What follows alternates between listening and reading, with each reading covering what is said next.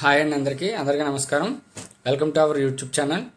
ఈరోజు వీడియోలో rice cards లేదా రేషన్ కార్డ్స్కి సంబంధించి ఓన్లీ డౌట్స్ మనకి కమెంట్స్లో చెప్పినవి, అలాగే మిగతా చోట్ల గ్యాదర్ చేసినవి, మనకి ఫీల్డ్ లెవెల్లో ఏవైతే వచ్చాయో అవన్నీ వీటన్నిటిని కలిపి ఈ వీడియోలో మేము ముందు పెడుతున్నామండి. వీడియో పూర్తిగా చూడండి. చాలామంది వీడియోని పూర్తిగా చూడకుండా కింద డౌట్స్ అడుగుతున్నారు. వీడియో పూర్తిగా చూస్తే మీకు సంబంధించిన సమాధానం అనేది ఖచ్చితంగా దొరుకుతుంది. ఇప్పటి వరకు చెప్పిన ప్రతి వీడియోలో కూడా డౌట్స్తో సహా నేను వీడియోస్ చేస్తున్నాను. అయినా కూడా చాలామంది ఇంకా డౌట్స్ అడుగుతున్నారు. డెడికేటెడ్గా వీడియో చేద్దామని ఇప్పుడు ఈ వీడియో చేశానండి. అయితే ఇక్కడ ఏంటంటే మళ్ళీ ఒక్కసారి క్లియర్గా చెప్తున్నాము. వీడియోలోకి వెళ్ళే ముందు మన ఛానల్ సబ్స్క్రైబ్ చేసుకోండి, అలాగే లైక్ చేయండి, కమెంట్ చేయండి, ఇంకా కొంతమందికి ఇది షేర్ చేయండి. మొట్టమొదటిగా చాలామంది అడిగే క్వశ్చన్, రేషన్ కార్డులో ఒక సభ్యుడిని డిలీట్ చేయాలంటే ఎలా చేయాలి ఏంటి? ఒకటి, మనకి డిలీట్ చేయాలంటే డెత్ అయి ఉండాలండి. డెత్ కేసెస్లో మాత్రమే డిలీట్ అనే ఆప్షన్ ఇచ్చారు, ఇది క్లియర్. సో రెండో కేసు వచ్చేసి ప్రస్తుతానికి ఇది ఒక్కటి తప్ప వేరేది లేదు. రెండో కేసు త్వరలో ఇస్తామంటున్నారు. అది కూడా దేనికి ఇస్తామంటున్నారంటే వలస వెళ్ళి, అంటే మన అమ్మాయికి మ్యారేజ్ అయ్యి వేరే రాష్ట్రం వలస వెళ్ళిపోయారు, కంప్లీట్గా మైగ్రేట్ అయిపోయారు, ఇక్కడ సంబంధమే లేదు. సో అలాంటి కేసెస్. అలాగే కంప్లీట్గా పర్మనెంట్గా మైగ్రేట్ అయిపోయారు, అసలు ఈ స్టేట్కే సంబంధం లేకుండా వెళ్ళిపోయారు, అలాంటి కేసు. సో ఈ రెండు కేసెస్లో తప్ప ఇంక వేటిలో కూడా మనకి నెక్స్ట్ త్వరలో ఇవ్వబోయే మైగ్రేట్ ఆప్షన్ ఈ ఆప్షన్ ఇస్తామంటున్నారు. సో సరైన ఆధారాలతో అవి మీరు తొలగించుకోవచ్చు. సో ప్రస్తుతం అయితే డెత్ కేసెస్ తప్ప దేనికి లేదు. అయితే డెత్ అయినా కూడా మాకు డిలీట్ అవ్వట్లేదు ఎందువల్ల అని కొంతమంది అడుగుతున్నారు. డెత్ అయినా కూడా ఎందుకు డిలీట్ అవ్వట్లేదంటే, ఆ డెత్ అయిన పర్సన్ పేరు మీద కారు ఉండడమో, లేకపోతే 6 స్టెప్ ఎలిజిబిలిటీ క్రైటీరియా ఏదైనా ఆ వ్యక్తి పేరుకి సీడ్ అయి ఉన్నప్పుడు, లింక్ అయి ఉన్నప్పుడు ఆ వ్యక్తిని తొలగించడం అంటే డిలీట్ చేయడం అనేది కుదరదండి. ఆ కేసెస్లో మనం కార్డ్ అనేది సరెండర్ చేసేయాలి, ఎందుకంటే ఫ్యామిలీ మొత్తం ఇన్ఎలిజిబుల్ కింద లెక్క. సో సరెండర్ చేసేయాలి స్వచ్ఛందంగా. ఇదండి. నెక్స్ట్ రెండో కేసు ఏంటంటే, ఇది ఫస్ట్ అండి. తర్వాత వచ్చేసి 15 ఏళ్ళు దాటిన వారికి రైస్ కార్డులో చేర్చవచ్చా? అవునండి, 15 దాటిన వాళ్ళకి కూడా చేర్చవచ్చు. మనకి యాడింగ్ అనేవి బాగానే వర్క్ అవుతున్నాయి. నెక్స్ట్ వచ్చేసి కొంతమంది ప్రభుత్వ లేదా గవర్నమెంట్ ప్రైవేట్ ఉద్యోగం చేస్తున్నారు, నెలకు 10,000 లేదా 12,000 దాటి సంపాదిస్తున్నారు. వీరిని తొలగించడానికి సేమ్ ఇందాకటిది కూడా ఇదేనండి. మనకి తొలగించడానికి ఎటువంటి ఆప్షన్ లేదు. తొలగించడానికి డెత్ కేసెస్ మాత్రమే ప్రస్తుతం ఉంది. తర్వాత మైగ్రేట్ కూడా ఇస్తారు, అది కూడా వేరే ఇతర రాష్ట్రాలు పర్మనెంట్గా వలస వెళ్ళిపోయిన వాళ్ళకి తప్ప ఇంకెవరికి ఇవ్వరు. సో దయచేసి ఆ ఇన్ఎలిజిబిలిటీ క్రైటీరియా ఉన్న వాళ్ళు మీ యొక్క కార్డుని సరెండర్ చేసుకున్నట్లయితే కొంతమందికి అవకాశం కల్పించిన వారు అవుతాము. సో స్వచ్ఛందంగా మందమిత్ర వాట్సాప్ గవర్నెన్స్ ఉంది కదండి, ఆ నెంబర్తో అన్న చేసుకోవచ్చు, లేదా సచివాలయంకి వెళ్ళి కూడా మీరు సరెండర్ చేసుకోవచ్చండి. సో ఇది. ఇంకా నెక్స్ట్, ఇంట్లో ప్రభుత్వ పెన్షన్దారులు ఉన్నట్లయితే వారికి రేషన్ కార్డు వస్తుందా? ఒకవేళ రన్నింగ్లో ఉన్నట్లయితే వస్తుందా? లేదండి, ఇన్ఎలిజిబుల్ వాళ్ళు కొత్తగా అయితే రాదు. అయితే ఇక్కడ ప్రభుత్వ పెన్షన్ అంటే మనం సామాజిక పెన్షన్ కాదండి, రిటైర్ అయిపోయిన వాళ్ళు తీసుకునే పెన్షన్. వారికైతే మాత్రం అనర్హులు. ఆల్రెడీ రన్నింగ్లో ఉంటే కనుక మీరు కార్డు సరెండర్ చేయాలండి. ఆల్రెడీ సరెండర్ చేయమని ఇన్స్ట్రక్షన్స్ ఇచ్చారు, కానీ ఇంకా ఎవరైనా మిగిలిపోయి ఉంటే అది సరెండర్ చేసుకోవాలి.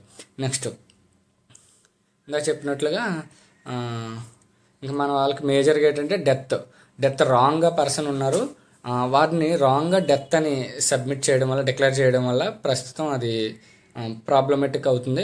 ఆ కేసెస్ ఏం చేయాలి? మనకి ఇచ్చినట్టుగా ముందు చెప్పినట్లుగానే తహసీల్దార్ గారి లాగిన్లో, ఈపీడిఎస్ లాగిన్లో వారికి ఆప్షన్ ఇచ్చారండి, రివోకేషన్ అనే ఆప్షన్ ఇచ్చారు. ఆ రివోకేషన్ ఆప్షన్ ఉపయోగించుకుని వారిని మనం మళ్ళీ లైవ్లోకి తీసుకురావచ్చు.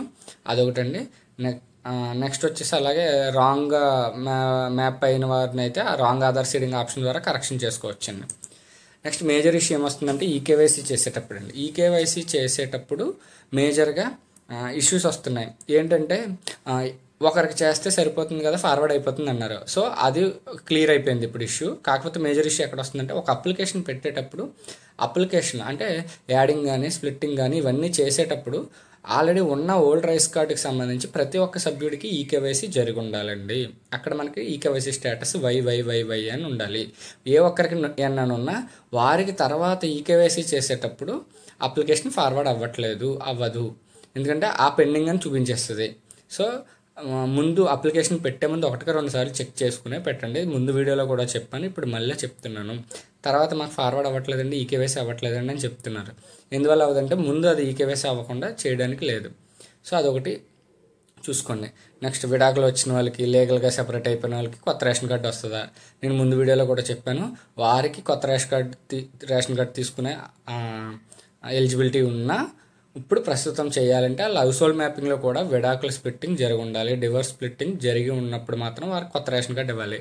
ఒకటండి, కొత్త రేషన్ కార్డు రావాలంటే హౌస్ హోల్డ్ మ్యాపింగ్లో ఏవైతే యూనిట్ ఉన్నారో, ఇప్పుడు సపోజ్ మీరు ముగ్గురికి కలిపి ఒక రేషన్ కార్డు, కొత్త రేషన్ కార్డు కావాలి. ముగ్గురికి రేషన్ కార్డు ఉండకూడదు, ఫస్ట్ క్రైటీరియా. రెండవది, ముగ్గురు కలిపి ఒకటే హౌస్ హోల్డ్లో మ్యాపింగ్ అయి ఉండాలి, ఇది రెండో కండిషన్. ఈ రెండు ఉండి మీకు 6 స్టెప్ అర్హతలు ఉండాలి. ఏ ఒక్కరి మీద 6 స్టెప్ ఇనెలిజిబిలిటీ ఉండకూడదు. 3 ఈ 3 అర్హతలు ఉన్నవారు మాత్రమే కొత్త కార్డుకి ఇప్పుడు అప్లై చేసుకోగలరు. సో దాని ప్రకారంగా మీరు చూడండి మేము అర్హతలు ఏంటి, అసలు అర్హతలు ఏంటి, అనర్హతలు ఏంటి, ఇది ఒక క్వశ్చన్ అడుగుతున్నారు.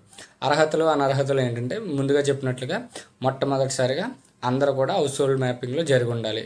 కొత్తగా రేషన్ కార్డు కావాలంటే కంపల్సరీగా వాళ్ళందరూ ఒకే యూనిట్ కింద ఉండాలి. ఎవరికి కావాలో వాళ్ళకి ఎవరి పేరు మీద కూడా 6 స్టెప్ వ్యాలిడేషన్ ఇనెలిజిబిలిటీ ఉండకూడదు. అంటే వారి పేరు మీద 4-వీలర్ ఉండకూడదు, కారు.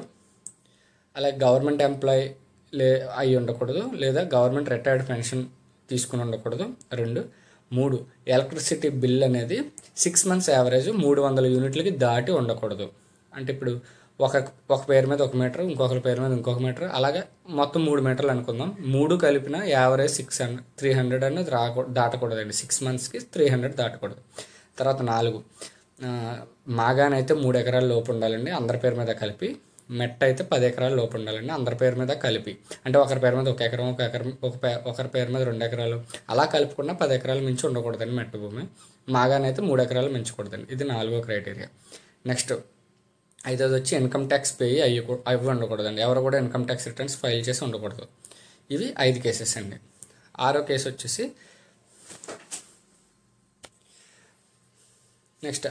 వచ్చేసి అండి మున్సిపల్ ప్రాపర్టీ 1000 చదరపు అడుగులు మించి ఉండకూడదండి బిల్డప్ ఏరియా. సో ఈ 6 కేసెస్ ఎవరికైతే అర్హత ఉందో ప్రతి ఒక్క వ్యక్తికి కూడా ఈ అర్హత ఉండాలి. అప్పుడే ఆ కార్డు అనేది ఆ యూనిట్, ఆ ఫ్యామిలీకి కార్డు వస్తుందండి. ఇది రైస్ కార్డు యొక్క అర్హతలు, అనర్హతలు. అలాగే ఇన్కమ్ అనేది నెలకి గ్రామంలో అయితే 10,000 మించి ఉండకూడదు, పట్టణంలో అయితే 12,000 మించి ఉండకూడదండి నెలకి. సో ఇవి అర్హతలండి. నెక్స్ట్ వచ్చేసి ఇంకా మేజర్ డౌట్స్ ఏమున్నాయంటే ఈకేవైసీ చెప్పేసాము, యాడింగ్ చెప్పేసాము. ఇంకా చూద్దాం కమెంట్స్లో ఏం చెప్పారో. విడాకులు తీసుకున్నా లీగల్గా విడిపోయిన వారికి కొత్త రేషన్ కార్డు పొందే అవకాశం ఉందండి. హౌస్ హోల్డ్ మ్యాపింగ్లో సెపరేట్గా ఉండాలి. నేను చెప్పినవే. దేనిని చూసి ఒక కుటుంబానికి కొత్త రేషన్ కార్డు ఇస్తారు అంటే అర్హతలు ఎలా నిర్ధారిస్తారు చెప్పాం కదండి, 6 స్టెప్ వ్యాలిడేషను అవన్నీ. నెక్స్ట్ రిలేషన్షిప్స్ అనేవి తప్పుగా ఉన్నాయి, వాటిని చేంజ్ చేసుకోవడం ఎలాగా. రిలేషన్షిప్స్ అలా ఇప్పుడు మనకి 25వ తారీఖు నుంచి మనకు అవకాశం ఇస్తామని చెప్పి మంత్రి గారు చెప్పారు. రిలేషన్షిప్ చేంజ్, ఏజ్ డిఫరెన్సెస్, అలాగే అడ్రస్ చేంజ్, ఇంకా సర్నేములు చేంజ్, ఇవన్నీ కూడా corrections of address and gender, date of birth, ఇవన్నీ ఈ కరెక్షన్స్ అన్నిటికీ కూడా మనకి రేపటి నుండి అంటే 25వ తారీఖు నుండి ఎడ్యుకేషన్ వారి లాగిన్లో కొత్త ఆప్షన్ ఇస్తామని చెప్పారు. సో అది కూడా మనకు త్వరలో పరిష్కారం అవుతుంది. నెక్స్ట్ కేవలం 50 సంవత్సరాలు పైబడిన వారికి మాత్రమే సింగిల్ మెంబర్ కార్డు దరఖాస్తుకు అవకాశం ఉందా లేదా అందరికీ అవుతుందా? అవునండి, సింగిల్గా కార్డు ఇవ్వాలంటే అన్మ్యారీడ్ అయ్యి ఉండి 50 సంవత్సరాలు దాటిన వారికి ఇస్తారు. అయితే వితంతు మహిళలకి, పురుషులకి సెపరేట్ ఆప్షన్ ఉంది, దాని ద్వారా ఇవ్వచ్చండి. తర్వాత ఇన్కమ్ ట్యాక్స్ సర్టిఫికేట్ అనేది క్లియరెన్స్ ఉన్నా కూడా మాకు ఎందువల్ల రిజెక్ట్ అవుతుంది మా అప్లికేషన్ అంటున్నారండి. ఇన్కమ్ ట్యాక్స్ వ్యాలిడేషన్ అనేది లైఫ్లో ఒకసారి ఇన్కమ్ ట్యాక్స్ రిటర్న్స్ ఫైల్ చేస్తే అది ఇష్యూ మనకు అలా ఉంటూనే ఉంటుందండి. సో అయితే నిల్ రిటర్న్స్ వేస్తున్నాం గత 2-3 సంవత్సరాలుగా, మాకు అయినా కూడా మాకు ఇప్పుడు ప్రస్తుతం అంత ఆదాయం లేదు కదా, ఏ విధంగా చేస్తారు ఏంటి ఇదేంటి అని అడిగితే ప్రభుత్వం దృష్టికి వెళ్ళింది. అందుకే మినిస్టర్ గారు దీని మీద ఆలోచిస్తామని చెప్పారు. త్వరలో దాని మీద కూడా రివ్యూ తీసుకుని చేస్తామని చెప్పారు. తర్వాత జెండర్ చేంజ్, వయసు చేంజ్, చిరునామా చేంజ్, కొత్త ఆప్షన్ వస్తుందండి. రేషన్ కార్డులో ఆధార్ కార్డు నెంబర్ తప్పుగా నమోదు అవడం వల్ల ఇంట్లో ఎవరైనా చనిపోయినట్టు దరఖాస్తు చేస్తున్న సమయంలో ఈకేవైసీ అవ్వడం లేదు. సో ముందుగా దీనికి రాంగ్ ఆధార్ సీడింగ్ కరెక్షన్ అనేది చేయాలండి, అప్పుడు మిగతా మనం కరెక్షన్స్ చేసుకోవాలి. తర్వాత రేషన్ కార్డులో చనిపోయిన వ్యక్తిని తొలగించే సమయంలో కార్డులో ఉన్న ఇతర సభ్యులు ఈ కేవైసీ తప్పనిసరి అవటం వల్ల దేశాలకు వెళ్ళిన వారు ఈ కేవైసీ అవ్వటం లేదు. అటువంటి అప్లికేషన్లు పెండింగ్లో ఉన్నాయి. వాటిని ఎలా క్లియర్ చేయాలి చెప్పాం కదండి. ఇది ఇష్యూ రిజాల్వ్ అయిపోయింది. ఇంట్లో ఒకరు వేస్తే ఆటోమేటిక్గా అప్లికేషన్ అనేది ఫార్వర్డ్ అయిపోతుంది. తర్వాత రేషన్ కార్డు సర్వీస్ దరఖాస్తు చేసే సమయంలో బంధుత్వాల్లో కొందరికి సెల్ఫ్ లేకపోవడం, ఒకే బంధుత్వం అందరికి ఉండడం ఉందండి. ఇది మనం రిలేషన్షిప్ చేంజ్ ఆప్షన్ ఉపయోగించి క్లియర్ చేసుకోవచ్చండి త్వరలో. నెక్స్ట్ రేషన్ కార్డు బంధుత్వంలో వైఫ్ అనే ఆప్షనే చూపించట్లేదు అన్నారండి. యాక్చువల్గా ఎన్ఎఫ్ఎస్ఏ యాక్ట్ బేస్ చేసుకుని వైఫ్ అనే ఆప్షన్ అనేది ఉండదండి. ఎందుకంటే head of the family ladies కాబట్టి లేడీస్కి ఇంకొక లేడీస్ పాయింట్ ఆఫ్ వ్యూలోనే రిలేషన్స్ ఉంటాయి. సో లేడీస్ పాయింట్ ఆఫ్ వ్యూలో రిలేషన్స్ అనేవి ఏముంటాయి అవే వస్తాయండి. అప్పుడు వైఫ్ అనే ఆప్షన్ రాదండి. సో ఇప్పుడు ఇద్దరు లేడీస్ ఉన్నారనుకుందామండి. అత్తగారు కోడలు ఉందనుకోండి. అత్తగారు సెల్ఫ్ అయినప్పుడు ఆవిడకి వైఫ్ ఎవరు ఉండరు, డాటర్లా ఉంటుంది, మిగతా ఉంటాయి. అలాగే కోడలు సెల్ఫ్ అయిందనుకోండి, ఆ అత్తగారు రిలేషన్ ఉంటుంది, ఆంట్ మిగతా ఉంటుంది తప్ప వైఫ్ అనే ఉండదు. సో అందువల్ల వైఫ్ అనే ఆప్షన్ అనేది మనకు అసలు డ్రాప్ డౌన్లో ఉండదు. నేషనల్ ఫుడ్ సెక్యూరిటీ యాక్ట్ ప్రకారం హెడ్ ఆఫ్ ది ఫ్యామిలీ అనేది మహిళ మాత్రమే. ఇది క్లియర్ అండి. నెక్స్ట్ 2024లో దరఖాస్తు చేసిన వారు మరలా ఇప్పుడు దరఖాస్తు చేయాలి. గతంలో దరఖాస్తు చేసిన అప్లికేషన్లు అన్నీ కూడా ఎంఆర్ఓ గారి లాగిన్లో డిజిటల్ సైన్ కోసం పెండింగ్లో ఉన్నట్లయితే వారు మళ్ళీ చేయని అవసరం లేదు. దాని యొక్క పాత నెంబరు ఆధార్ సెర్చ్ తోటి మీ సచివాలయంలో ఉన్న డిజిటల్ అసిస్టెంట్ గారిని సంప్రదిస్తూ ఆ నెంబర్ ఇస్తారు. ఆ నెంబర్తో స్టేటస్ చెక్ చేసుకుని అక్కడ ఉన్నట్లయితే మళ్ళీ దరఖాస్తు చేయక్కర్లేదు, అది క్లియర్ అవుతాయండి. అయితే చివరి తేదీ ఎప్పుడు? దరఖాస్తుకి ఎటువంటి చివరి తేదీ లేదని చెప్పారండి. ఎప్పుడైనా దరఖాస్తు చేసుకోవచ్చు. అయితే ప్రభుత్వం 21 days ఎస్ఎల్ఏ పీరియడ్ ఇచ్చింది. సో దానికి అనుగుణంగా అప్లికేషన్స్ అనేవి ఫార్వర్డ్ అవుతాయి, అప్రూవ్ అవుతాయండి. తర్వాత మనమిత్ర వాట్సాప్ గవర్నెన్స్ ఎప్పటి నుంచి దరఖాస్తు చేసుకోవచ్చు? యాక్చువల్గా వాట్సాప్ మనమిత్ర గవర్నెన్స్ నెంబర్ 9552300009 అనే నెంబర్ ద్వారా ప్రస్తుతానికైతే రాంగ్ ఆధార్ సీడింగ్ సరెండర్కి మాత్రం అవుతుందండి. మిగతావన్నీ ఆప్షన్స్ చూపిస్తున్నాయి కానీ ఇంకా ఫుల్ ఫ్లెడ్జ్డ్గా లైవ్లోకి రాలేదు. రేపు ఎల్లుండిలోపు అన్నీ కూడా సార్ట్అవుట్ అయ్యి అన్నీ కూడా మనకు వర్కింగ్లోకి వచ్చేస్తాయండి. అలాగే రైస్ కార్డ్కి సంబంధించి టోల్ ఫ్రీ నెంబర్ ఏమైనా ఉందండి. 1967 1967 అనే నెంబర్కి మీరు ఇష్యూస్ ఏమైనా ఉంటే కూడా రైస్ చేయొచ్చండి. ఇదండి మనకి ఆల్మోస్ట్ ప్రతి ఒక్కటి కూడా ఈ వీడియోలో డిస్కస్ చేయడం జరిగింది. దీని మీద ఇంకా ఏమన్నా ఇష్యూస్ ఏమైనా ఉన్నా మా దృష్టికి తీసుకొస్తే మేము మరొక వీడియో చేయడానికి సిద్ధమవుతామండి. Thank you so much.